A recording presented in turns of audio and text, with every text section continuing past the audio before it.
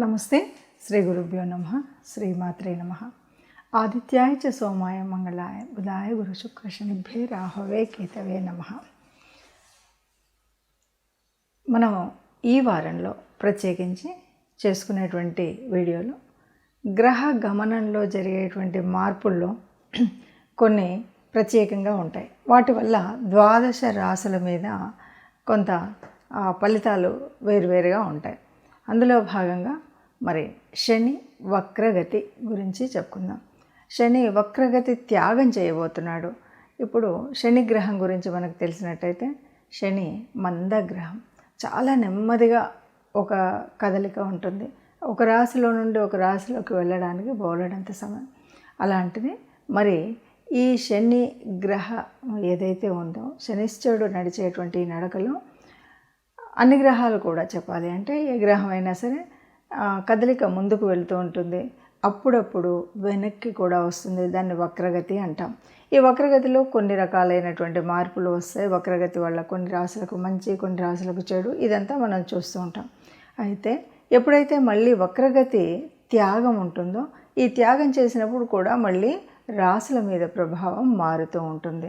ఆ వక్రగతి వదిలిన తర్వాత శనిశ్చరుడు యొక్క దృష్టులు ఎక్కడ పడుతున్నాయి అంటే 3, 7, 10 ఆ స్థానాల మీద పడేటువంటి దృష్టిల వల్ల వచ్చేటువంటి మార్పులు, అలాగే మరి శనిశ్చరుడు అంటే తనకు మిత్రరాశి వల్ల ఎలా ఉంటుంది, తాను ఉచ్చలో ఉంటే ఎలా ఉంటుంది, ఇలాంటివన్నీ కూడా మనకు కనిపిస్తాయి. కాబట్టి ఒక గ్రహం వక్రత్యాగం చేసినప్పుడు వచ్చేటువంటి ఫలితాలు ఎలా ఉంటాయి, వాటి వల్ల అంటే ఈ ఫలితాలు మనకి మంచి జరగడానికి ఎంతవరకు, లేదా ఏదైనా మనం దానికోసం పరిహారాలు తీసుకోవాల్సి వస్తుందా, ఇలాంటి విషయాలను తెలుసుకోవడం కోసం ఈ వీడియో.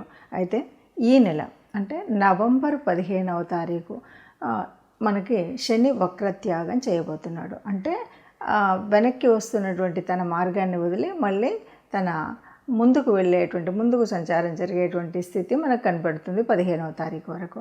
15వ తారీఖు నుండి మనకు నవంబర్ 15, 2024లో శని వక్రత్యాగం చేయబోతున్నాడు.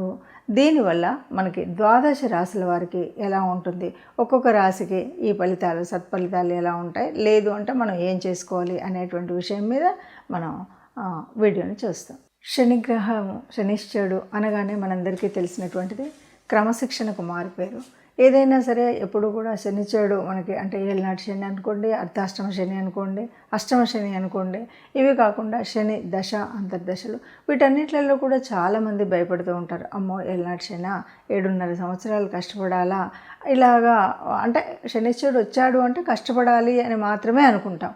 కానీ ఇది మన యొక్క పాపపుణ్యాల ఫలితాన్ని మనకు చూపెట్టేటువంటిదని, మనం అనుభవించేటువంటి కర్మ తప్పనిసరిగా అనుభవించాల్సిన కర్మను చెప్పేదని, అలాగే ఒక క్రమశిక్షణకు మారిపోయారు. ఇప్పటి వరకు ఉన్నటువంటి ఒక బద్ధకాన్ని వదిలి ఒక శిక్షణతో వెళ్ళినట్టయితే ఒక సరైన మార్గంలో వెళ్ళగలుగుతాము అనేటువంటి విషయం తెలియదు.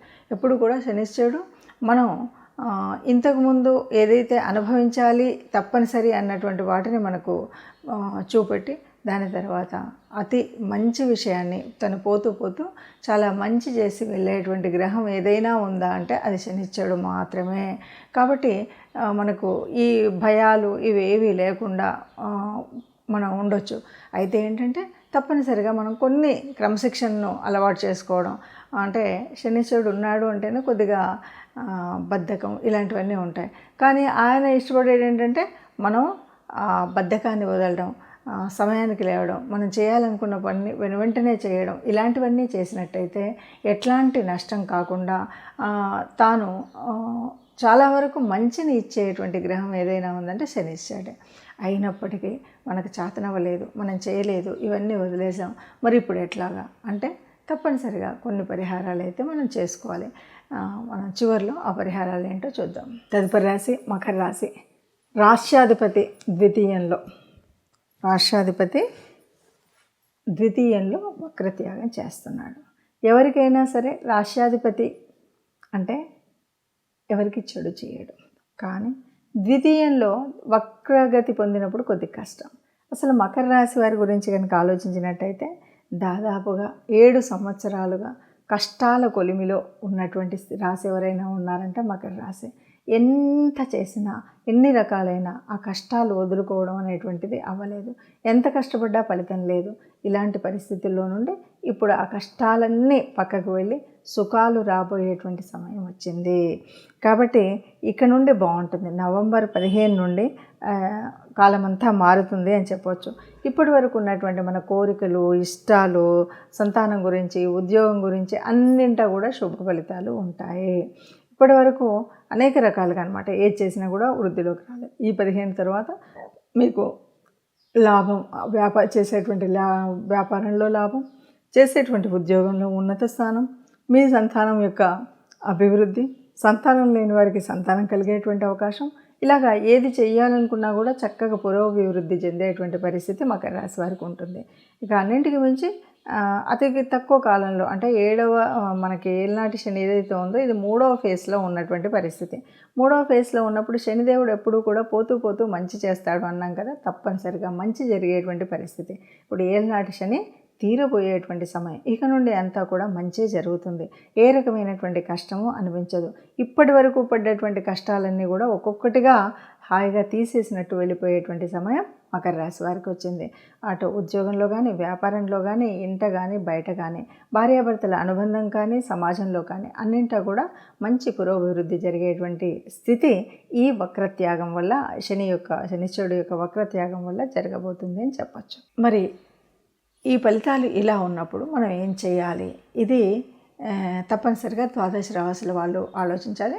ఏ రాశికి ఆ రాశి మనం వాటి గురించి ఆలోచిస్తూ మనం ఎలాంటి పరిహారం చేసుకోవాలి అని. ఇక్కడ బాగా అంటే ఈ మిగతా గ్రహాలకు వీటికి సంబంధం లేకుండా ఒక విషయాన్ని అయితే చెప్పచ్చు.